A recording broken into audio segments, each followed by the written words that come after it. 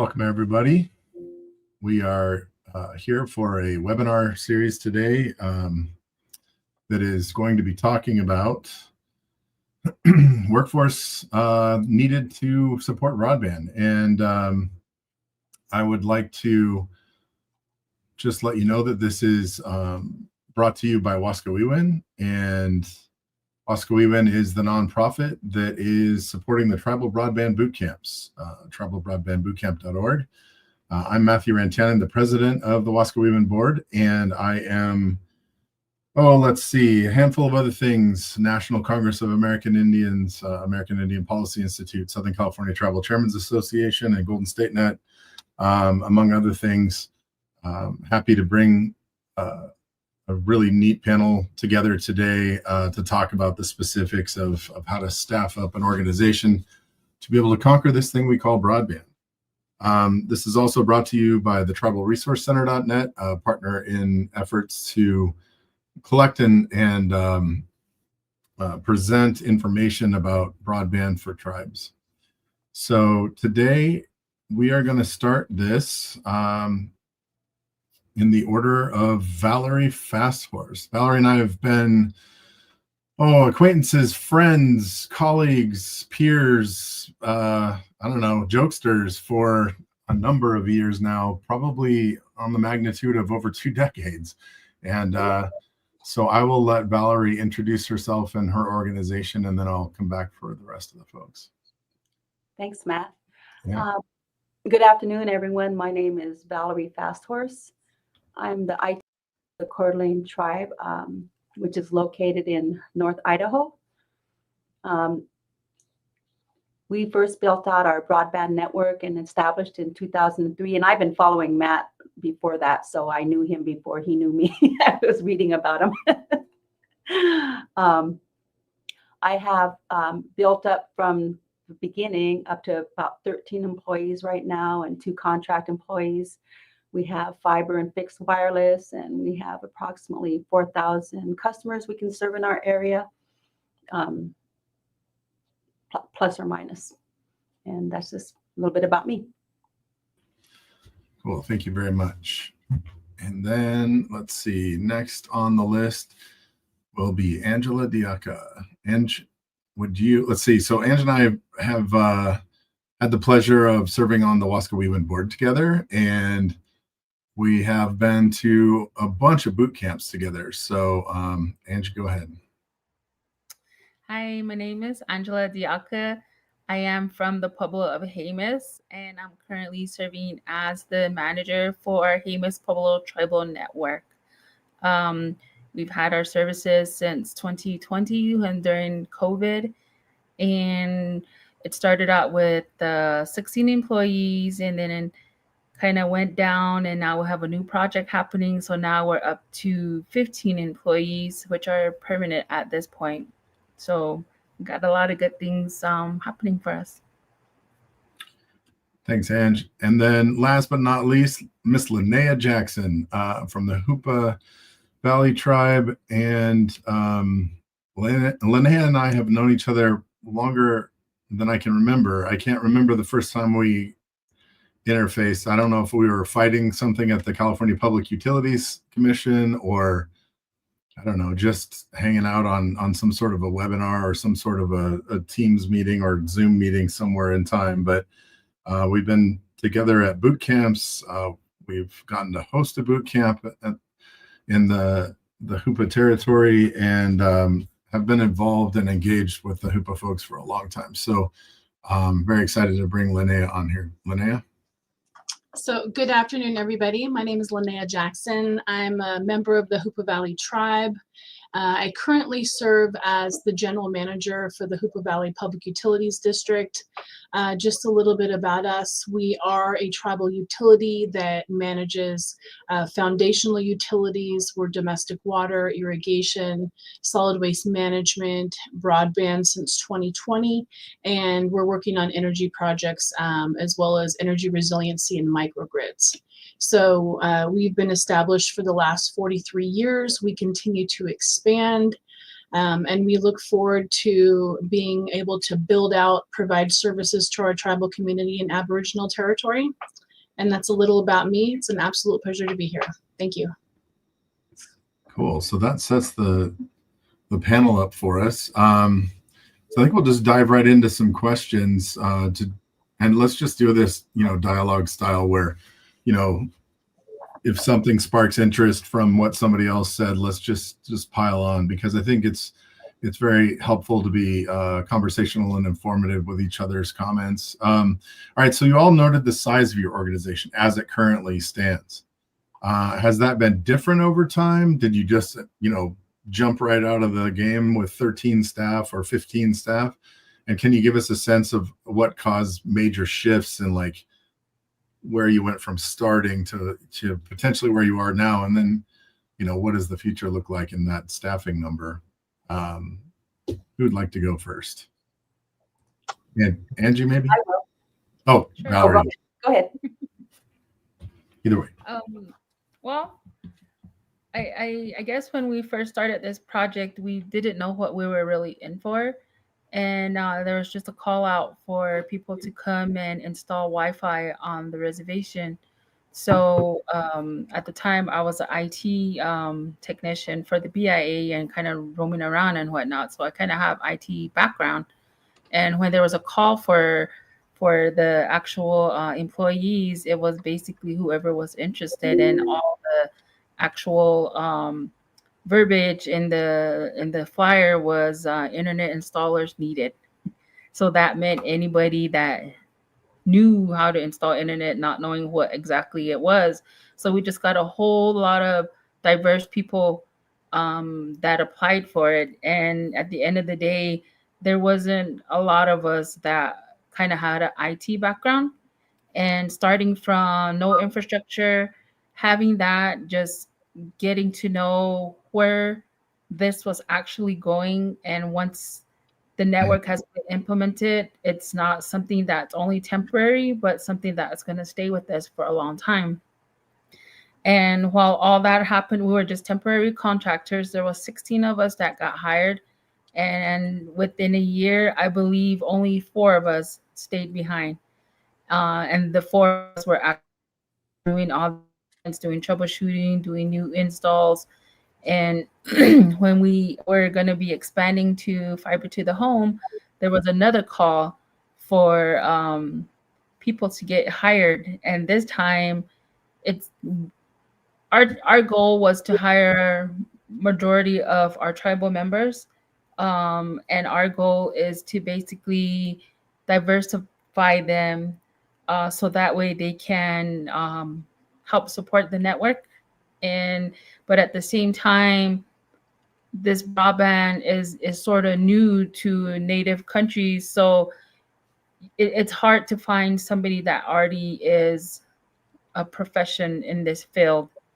So with the open mindset, we went from a team of 4 to a team of 19 literally overnight. We got a bunch of brand new workers straight out of high school. They're computer literate. We just have to teach them and show them and train them what they need to know as far as broadband and how to support the network. We do find difficulties sometimes in expertise as far as provisioning equipment or making those adjustments within the network to make it work.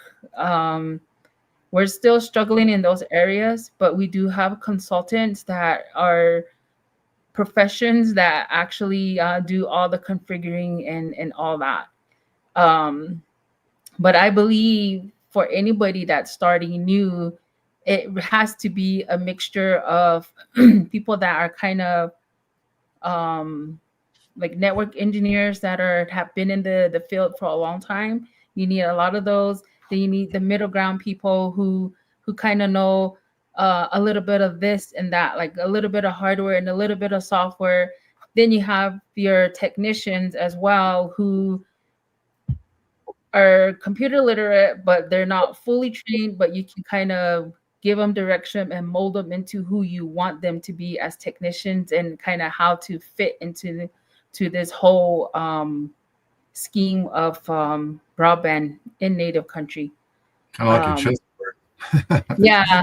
So I think now if we were to have done things differently in 2020, I would have probably just added more people with like a little bit of IT experience to kind of just help us complete sentences, I guess you could say, because sometimes when there's technical issues that are going on, I know what's happening, but it's just that if you're not completely in that field, sometimes it doesn't make sense what you're trying to do or when you're trying to troubleshoot. But there are people that have passion to fix things and kind of just get things that, say, like a technician would get. And my biggest example would be, say, if you have car issues and you're trying to start a car, not everybody is a mechanic. You kind of have to think out of the box. You kind of have to know what you need to do to turn it on. So if your car doesn't start, you're not going to go get a bottle of Windex and clean your windshield and try again. So it's just like, trying to look at it logically, I guess, is my main thing. Yeah, So, so I'm just trying. It would just be nice with a little bit of expertise, but it's also good that you have fresh mindset that is also out in the field, and you can kind of mold them to who you want them to be. And as people take interest, like some of our technicians, then they can go out on their own and start seeking more and motivate themselves and kind of just cultivate our own leaders in that aspect. Very cool. I like the logo on the shirt, by the way.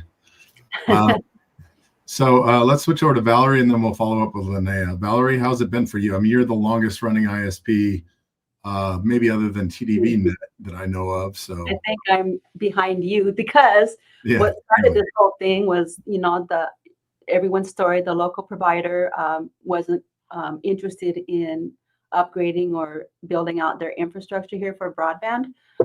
So, like other tribes, we had to do it ourselves in order to make it happen. So in the beginning, I was actually reading about Matt before I met Matt.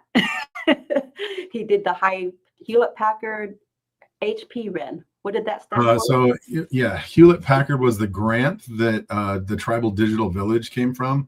Right. And then we worked with, and it was confusing, HP REN is High Performance Wireless Research and Education Network. So we worked with Hans Werner Braun. He taught us how to do the wireless, and then TDV ran with it. Yeah, so I read about you before I met you, and I said, HP REN, well, we need to do that. And so I went out and I found a broadband engineer, and he built the first ISP in North Idaho, and he's been around since DARPANET, I mean, the way old days. And so he knows everything about building out networks. And so I contracted with this person named Tom Jones to help me design a network. I applied for a Community Connect grant, waited and was awarded. And so we started with $2.8 million, and we built out a wireless network copycatting Matt. Tom designed it, and then he was my very first employee. Then after we designed and built it, then we needed someone to do our front office, customer service and billing. So we hired another person to do front office. And so I had 2 employees in the very beginning. We didn't have installers. We actually put the equipment, the CPEs in a bundle, bagged it up, put instructions inside of it, and handed them out. And people were lining up. They were coming in. They were doing it wrong a lot, and we would have to do a truck roll out to go fix it. But some of them did it right. But yeah, so that's how we started. It was just, an operations manager and an office manager and myself, and self-installation. We had dial-up back then too, because it was still a thing, and that was our cheap package, our affordable $9.95 a month package. And then our other packages were like 256K to 1.5 megs, which was screaming fast back then, if you can believe it. Really fast. Just like, so we brought the reservation from dial-up speeds to broadband speeds back in the day of 256K to 1.5 megs. We sold the 256K for $19.95, and then at the same time, AOL was selling 21K for $21.95. So we were underselling them. And then we were selling 1.5 megs for $99.95, which at the time, the local provider was selling 1.5 megs T1s for like $1,400 a month. And so we were like disrupting the industry. But it was just the three of us in the very beginning, and we grew very, very slowly to what we are now. Yeah, I think some of us that started that far back, we didn't, it was broadband-ish, right? So Yeah. So we were providing small packages. It was hard to scale our access as an ISP, let alone scale the providing service to the house. So, you scaled as you could afford it, and some of that upstream bandwidth was so unaffordable. It was almost impossible to get going. All right, so let's switch over to Linnea. Linnea, how's it gone for you? I mean, I know your organization pretty well, but I imagine things have changed in the last few months that I haven't seen. But take us through, sort of the ramp up, if you will. Absolutely. So we're going to go back to 2018 really quickly. I was actually working as the realty specialist at Hoopa Land Management. And so I really started this journey as a company that was building on the reservation, no tribal consultation, not working with the council, and engaging when you're working and building on tribal land. So I was dealing with it more of a right-of-way land aspect, and being that moderator between council, because we didn't have fiber at the time. So I kind of progressed that. I became the general manager a year later of Hoopa Public Utilities, and I kind of brought the project with me. There was different progressions of applying for broadband, understanding that it really fit with our utility model. It probably should be held and housed under here.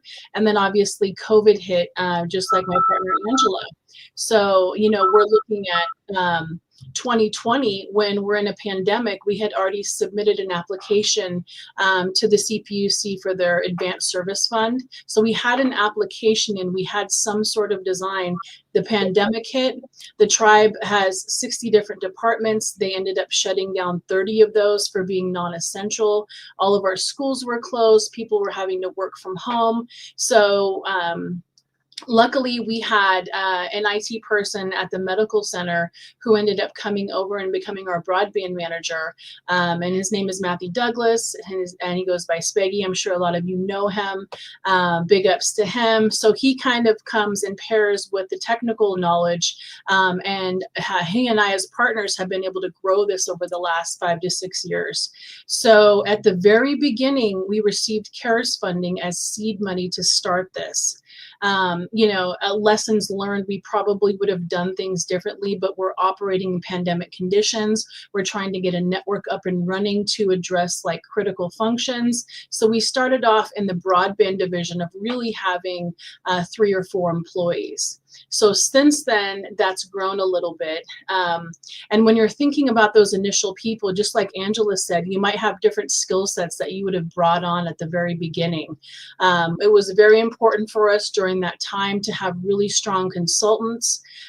We attended the tribal broadband boot camps, which gave kind of a field lab analysis to where we can get into networking and the wireless technology and get your hands dirty and be able to talk with people who have experience in the industry, that are just good-natured people that are wanting to share and impart knowledge. So, we've been a big part of the tribal broadband boot camps, which has really helped us grow our skill set. I myself would like to attend every one, but as you know, we're completely busy. We've had the opportunity to host one, and I hope that can come around again. So now we are in effect of having a NTIA tribal broadband connectivity program. So the grant funding allows us to be able to support our employees. We also have a joint build agreement with the California Department of Technology. So now we're looking forward to January of 27, when really that funding has been expended, the projects are complete. How are we going to be sustainable with that? Hoopa Public Utilities has multiple divisions. Currently, 6 of those are specifically broadband. We have a broadband manager, we have a network systems analyst, we have 4 techs, and we also have a digital navigator who's providing digital equity services, working with our elder and youth and community events. So we are maximizing the infrastructure that we're building. Largely when we are trying to build out for a pandemic to provide critical services, you're not always thinking about those business functions. So here comes another arm of needing your customer service person, people that are like signing people up for contracts, handling the billing aspect, which is critical because you need the revenue in order to support ongoing functions. So it's also the business aspect of that that is actually becoming critical, especially when our grants have been completed. We're going to need sound customer services. We want to be, have 5 nines reliability. You need techs to be able to do, a specific tiered customer service calls. You need to be able to roll trucks if there's something they need to go fix. And we have ongoing management agreements to manage now not only the wireless, but also the fiber network that we're building. So it's a critical holistic array of different people, from someone like myself that's dealing with the contracts and the legal and some of the regulatory stuff, overall project management, to the actual technicians that are needed to keep this network operating and running. Another component is we are facilitating a new fund accounting project management network software. So that's another critical component is the solutions that you choose for management, which really need to be able to support all of your functions in a smooth process. So we're going through all of that. So what I'll say about the different employees, there's a vast array of skill sets. As tribal nations, we probably all have to wear multiple hats. So some of these employees are going to be doing multiple functions at once, and that's just how we're going to have to survive in order to facilitate the services in our area. Very good. So moving into the next question, and I'm just going to throw a little moderator's prerogative here. Take us through your thinking on which roles were critical for you to have as your ISP was established and grew. And I'm just going to inject the fact that I think at least the 4 of us are probably potentially the key employee that is the catalyst to make all of this happen, right? So the position that you took, Valerie, the position, Angie, that you are holding the thing together and driving the workforce, and you, Linnea, seeing the vision of how to embrace broadband and put it in the utilities department and stuff. I think, and then, me with the TDV net system. I mean, I think that's probably, you need that champion to run with it. And that might be the 4 of us. But what we're looking for is the key employees or key roles that you've identified, over time. And I think, Linnea, as you were giving your examples, I think you probably named them off. I mean, you had Speggy, who is, key to running the broadband aspects of what you're doing. You have Abe, who's, your best customer outreach. And, we all work with Abe and he's wonderful. Perhaps now then you get into that business management person. But as we go through this, who are the key employees or the key positions or roles that really kind of, made the difference along the way? So Angie? I would say our key employees would be the supervisors, the technicians, because you need the supervisors to kind of push the technicians to get the job done and make sure everything is implemented.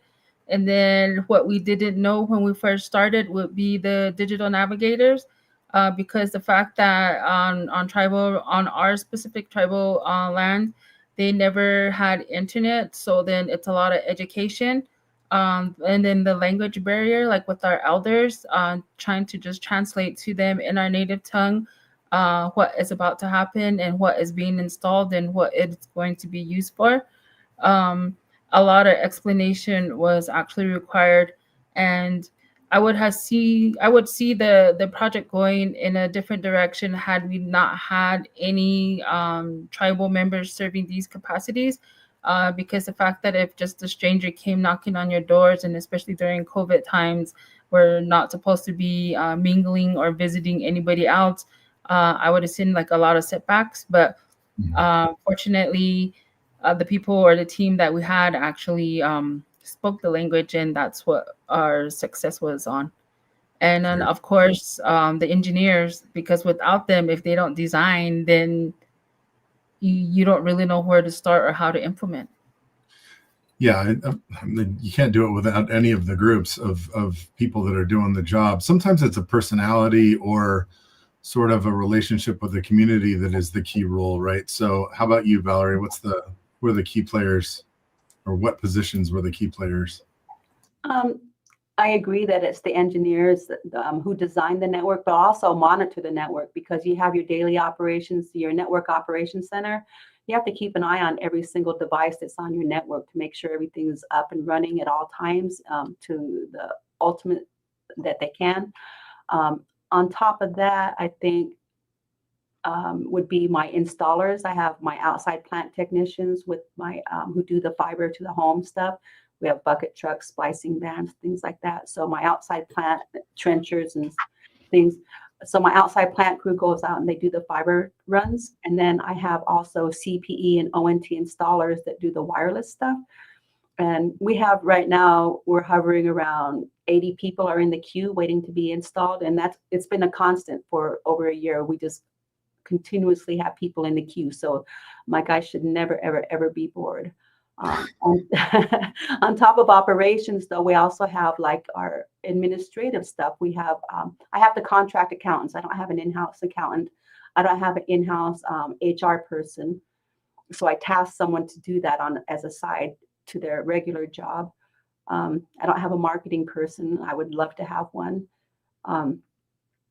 So as a component of Red Spectrum, as a component of the Coeur d'Alene tribe, we're constantly going through financial audits, and that's just like a headache for me. I hate audits. I'm not an accountant. I can't do numbers. I don't like it. But that's what eats up my time. And this year we finally got done with our FY25 audit. So I have to hire accountants to help me with that, because it's just stuff I don't want to do. I'm an IT director. I like to sit at the desk and plug in cables or climb up and put it, I'm that person. Billing is key. So my office manager and selecting a billing software was critical for us in the very beginning. I think we use open source on the first day of our operations. We used Freeside, then we switched to Optical, then we switched to Mac, which was very, very, very expensive, and we left, and now we're on Sonar, which is a really good provisioning software. So on shut-off day on the 10th, if they don't pay by midnight, it shuts them off, and then they come running in on the 11th, and the front desk is busy on the 11th. So just having all those critical components in there is key, I think. Yeah, for sure. Linnea, did you have any other key employees? So you're doing massive construction right now. You're in the trenches, and you're really building out this network. Has a new job role come up that's been, like unexpectedly more important than others, or any you want to highlight? Yeah, I just wanted to kind of support Angela and Valerie, because at the beginning, it's the broadband manager, it's that network systems analyst, especially when you're learning about networks. We have a 4-tower backhaul and 3 distribution towers. If any one thing goes along that, they need to be able to troubleshoot. They need to be able to identify where that outage issue is. So that's critical. But I forgot to mention our very, very important accountant. So she makes sure it's heavy duty. It's the payroll. It's getting the bills paid. It's those federal drawdowns that are so critical. And I think that goes unnoticed as supporting broadband networks. And you also mentioned your billing person. That's also our office manager, who's constantly billing, keeping up, doing those customer call and outreach and reminder of payments. So it's kind of progressed on the expertise that we need, and it kind of changes what becomes more important. So right now we're, just kicking off our construction, which will be until the end of December of 26. Next, it'll really become that business aspect of marketing, right? You're marketing your product, you're signing people up, you're selling services. We're looking to expand in our Aboriginal territory. So that's a different personality, because a lot of our techs just kind of want to get in and do the technical things. They don't want to have to be the customer support person, trying to sell and engage the project. It's almost a different type of personality. So you need all of those people to really holistically make the whole network be a success. That's really funny about personalities, because I have a guy downstairs. He's my lead outside plant tech. And he's like a really introvert, and he's just like, don't talk to me. I talked to 2 people yesterday. A lot of people in this space that really like their job, really don't like the people part. Right. Yeah, and it's interesting, over the years of the boot camps, we're at 4+ years now. We've seen a lot of introverts come to the boot camps and just absolutely no communication with the group, sitting there listening. And by the end of the boot camps, they're grabbing the microphone and talking away. They feel like they're in a comfortable space. And I think those of you, you've all attended a boot camp and been a part of it. I think that's an environment that maybe helps some of those introverts out of their shell. Introverts unite.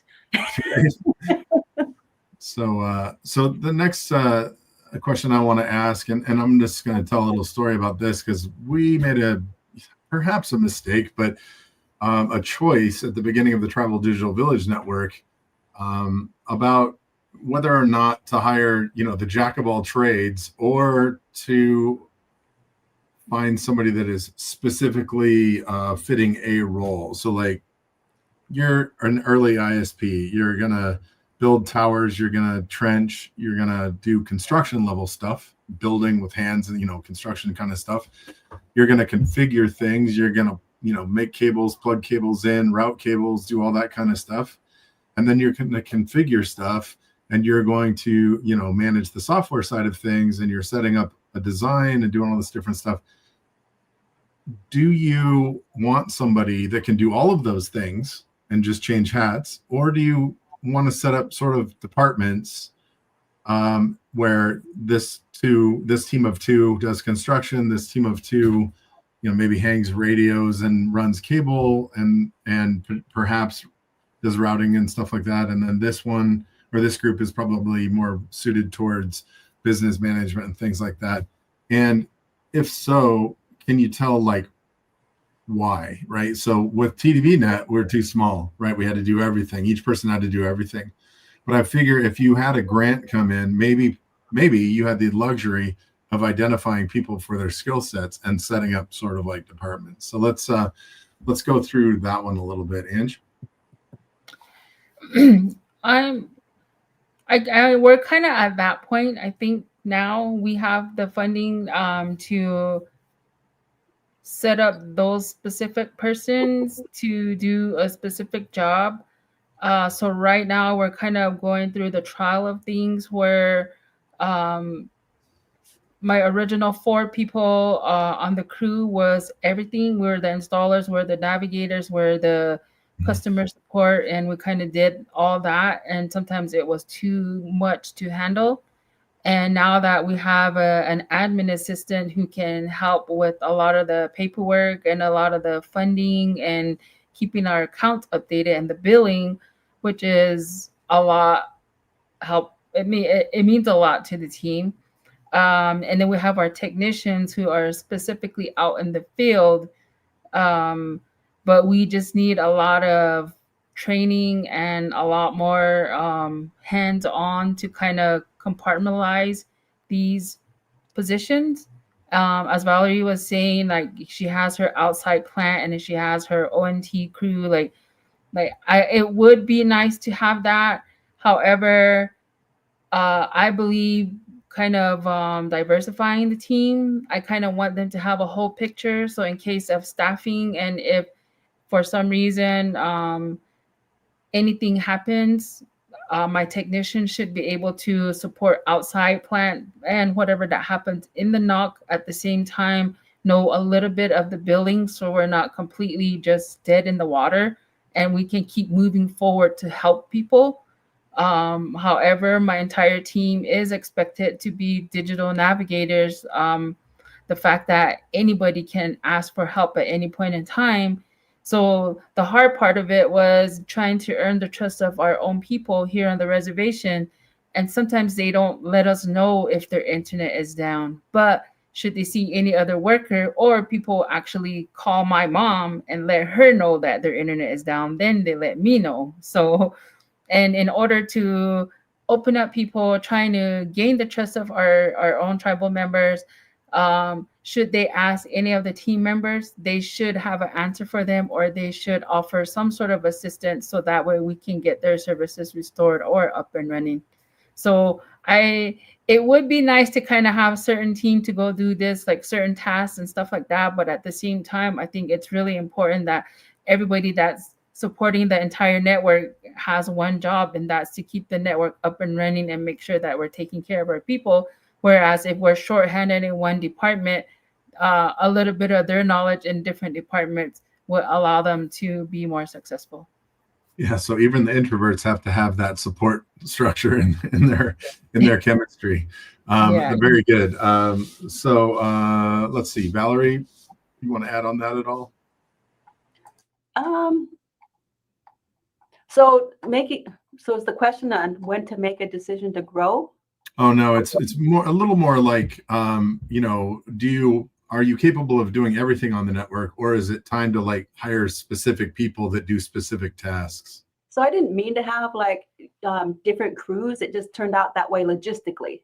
So we only have so many bucket trucks. We only have so many trenchers and so many trailers to haul it. So it ends up that it's kind of when my guys, they were all hired to be installers, but they kind of migrated to what their favorite thing to do was. And if that's their favorite thing to do and that's how they're more efficient, then I'll say, okay, go ahead, and then kind of give them a new. They were all hired to be installers, but I gave them a new title, outside plant, ONT CPE. So some of them don't want to haul around trailers and trenchers and bucket trucks. They just want to go drill holes, put things on the wall, and get it done really fast. And so it just ended up that way. That's a great way to evolve. Like, bring them in, give them some general training in a certain space, and then let them sort of find their niche. If you have the ability to move people around and stuff, that's a really good way to go. Linnea, how did it go for you? So kind of back to the original question, like, would we want a jack of all trades? Mm-hmm. I mean, I think it's really important to have that key leadership position because you're going to have to lead projects. But one thing about not diversifying is that if that person's out, if they're dedicated to another project, then sometimes it stops other projects from progressing. And so it also leads to burnout when there's too much demand. And that's kind of where we're at, is that we are, building, we're seeking other opportunities because we have to think for the future. We want this to be a success. We want to be able to be self-sufficient. And there's also that component of where, you're trying to push how state and federal entities look at tribal providers. We're not the AT&Ts or the Starlinks or, whatever the word is, that we're not that version of it. We're sovereign tribal governments and tribal providers that need a carve out for certain offsets as well. So you're also thinking about those regulatory and policy issues, building self-sustainability. So I think it's hard when you have one person that covers so many different facets, because if that person's not there, and that also leads to being able to delegate and cross-train your employees. So like Angela mentioned, if someone's not there, you at least have somebody that, can provide a professional response, pick up the pieces, and be able to figure that out. So I think it's important to delegate, cross-train, cultivate people's skills, but also sometimes you have to push them outside of their box to say, the person's out, I'm going to need you to step up for the team. So I think people also need that nudge. Yeah, fully agree. So let's get into Something else we're actually interested in talking about to share for other tribes and such is when to hire somebody, right? At what point are you like far enough along to hire somebody versus working with maybe a short-term contracted position instead? Or perhaps it's something you don't want to do internally or don't want to manage internally, and you're looking at potentially having a vendor relationship for a long period of time, so you don't have to bring that expertise in-house, but you just manage that vendor. So Angie, what's your perspective there? Whether you hire the person, contract the person, or you deal with a vendor? In my perspective and in the current situation that we're in, we're specifically on a consultant basis, and they have a contract with the tribe, which they still are our go-to, because sometimes it is still frustrating. I'm trying to make sure that I man the team that is implementing the project with boots on the ground now. However, at the same time, if we're having issues with the network, um, none of us really might not have the whole engineer aspect really down to troubleshoot to the exact location or to know what's happening. Um, but we still need to kind of rely on our consultants a lot, just to make sure that they kind of guide us through. So we're not fully sufficient or independent on our own just yet.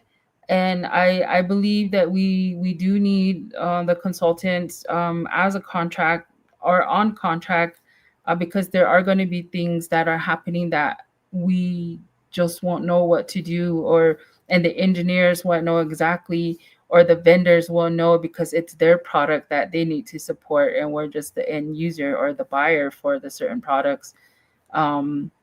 So in that aspect, I would probably lean, or my thoughts would be to have short contracts and have the vendor come.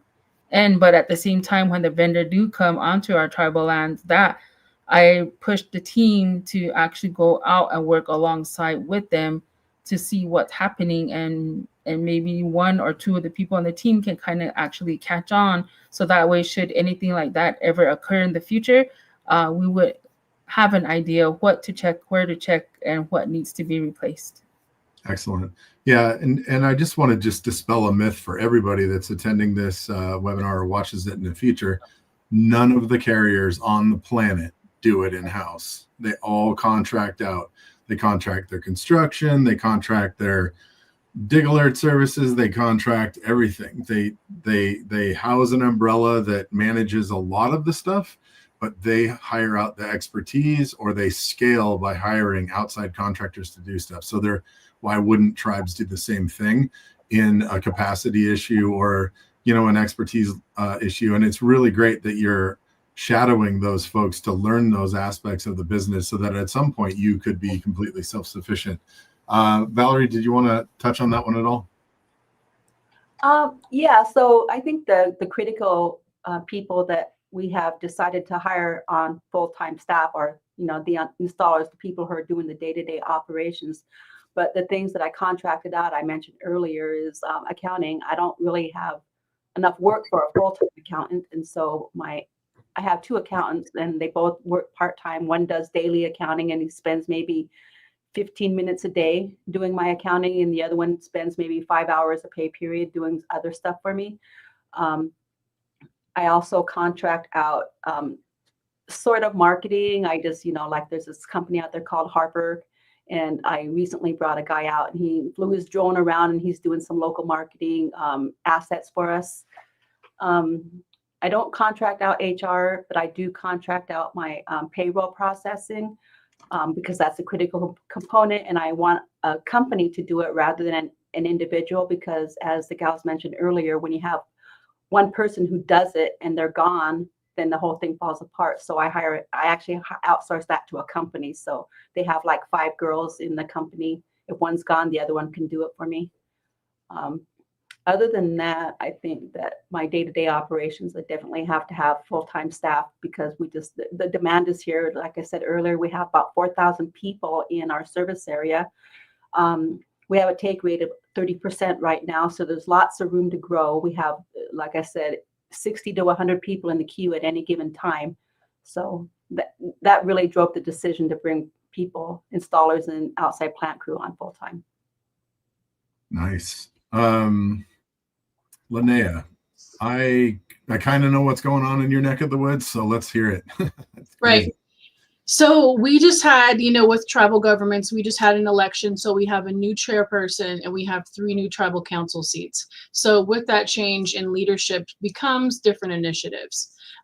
So we also have to be mindful that tribal council wants to us to train, wants to employ tribal members. 79% of our staff are natives, some Hoopa, some other tribes, but they really want to improve economic development. They want local expertise. So that's the ultimate goal. But when you're thinking about the question of like, when can you hire somebody? One constraint that we have is we just don't have enough office space. We're working in an antiquated building, and where are you going to put somebody? You don't want to shove them all, so you can't concentrate and have private space. So space configurations, I think it's really important for Tribal WISP to have a business pro forma that's done. So you can look at, like, do you have expendable income? Can you afford the personnel, the fringe, the insurance, and the other cost considerations to be able to support that?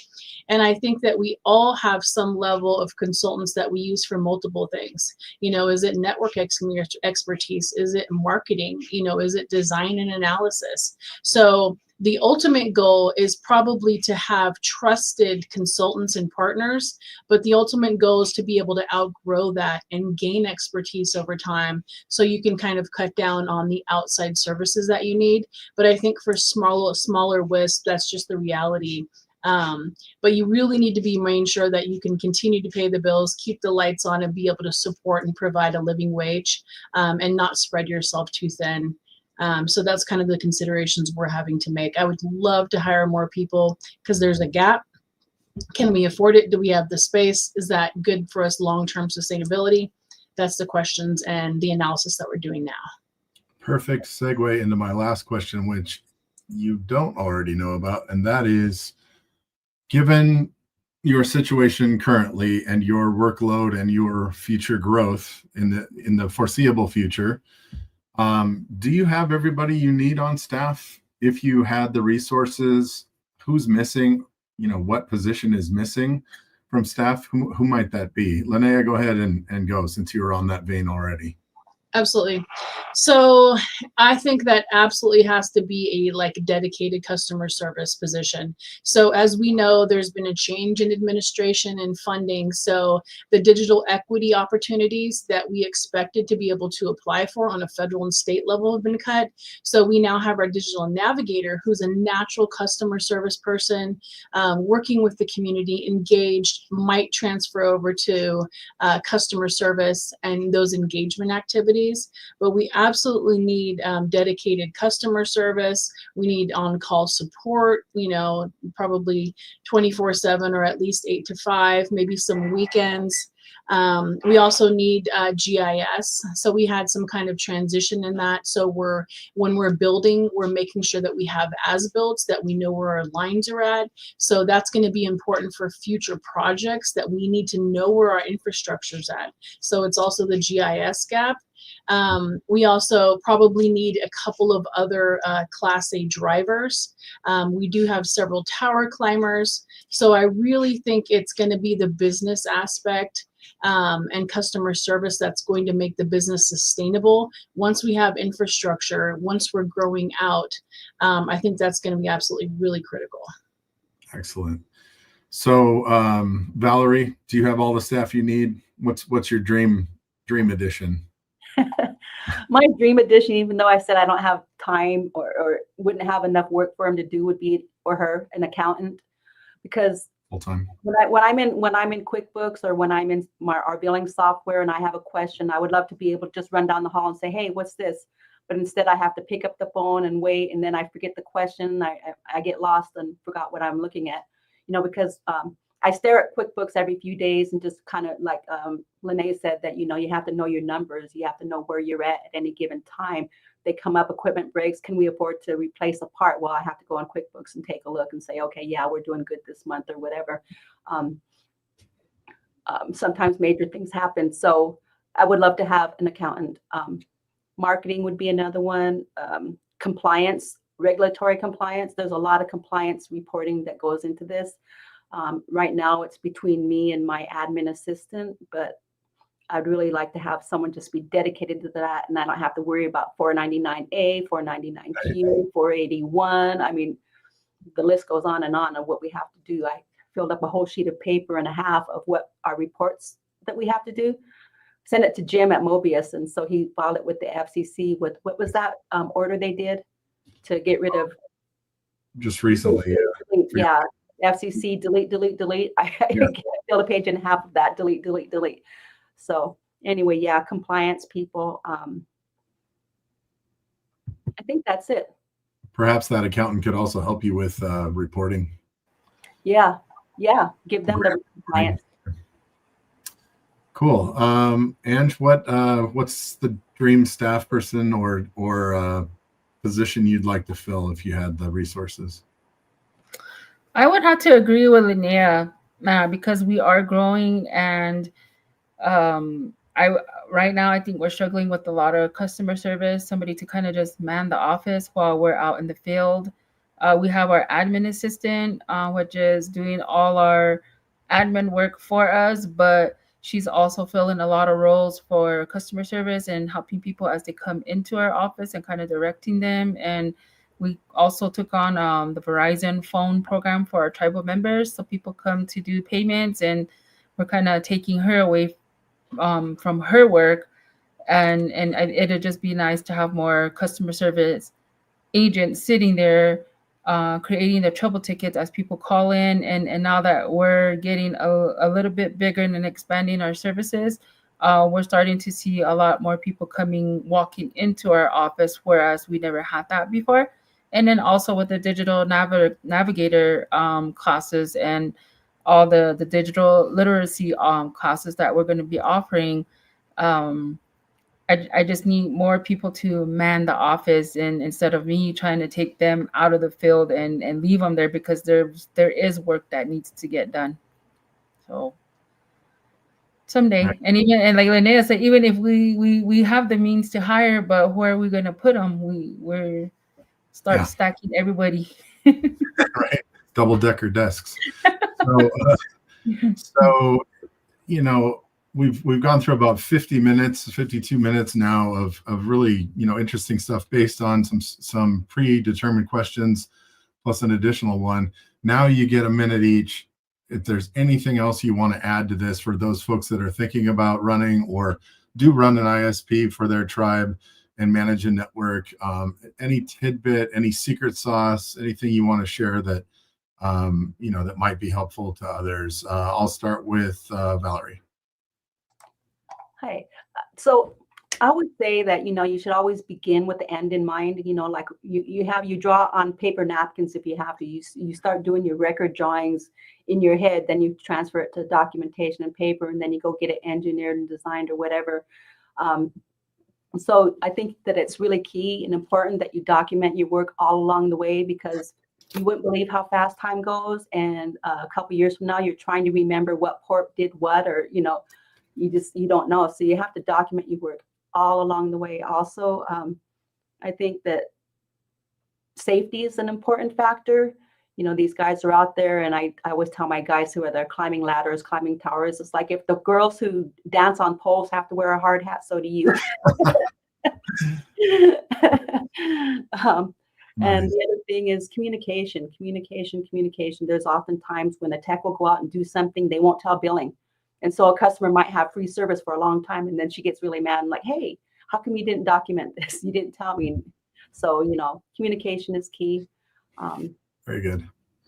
Yeah, strategic planning. I think once a year at least, take the crew out for lunch or take them out on a boat ride or something, but have some sort of barbecue or something, and just loosen up and have strategic planning sessions with your guys so everyone's on the same page.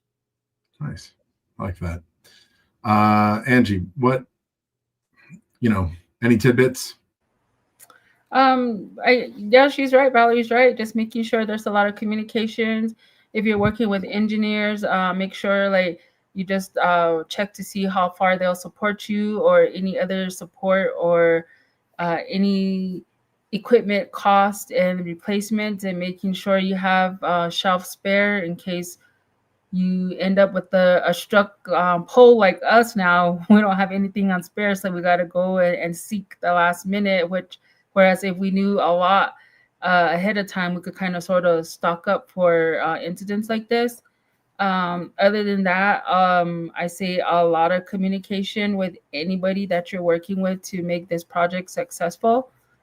Just keeping track and like a timeline, and just communication or reaching out to us, any one of us.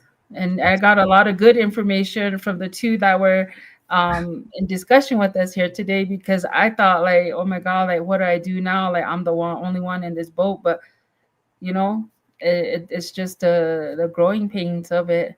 Mhm. And then we're glad to share any information or anything that we've gone through or how we've overcome some of the issues.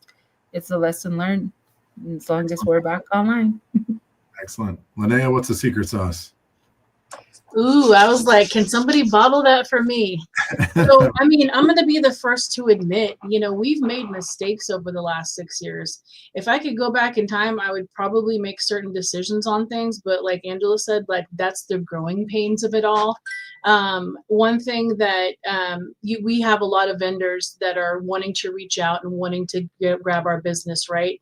It's making sure that you're asking those specific questions on, proof of your technology. Is it bench tested? What version of your software or hardware are you on? Questions that we didn't know at the time. And don't be afraid to, ask those tough questions. They need to provide sound equipment, and you have absolutely every right to ask all of those questions, because you need smart technology decisions on behalf of your network. Because once you purchase a holistic system, it's not like you're stuck with that, but you're kind of stuck with that for a bit until you can either rip and replace or buy new systems. I would also say that we're also having to look, even though we're just starting construction, we're having to realize there's certain technology, certain electronics that we're going to have to replace in the next 5 to 7 years. So it's also foresight on the network production years down the road that you're going to have to prepare for now. So it's just thinking about those smart decisions. Again, for sustainability, our ultimate goal is to serve tribal areas that have been left out for so long.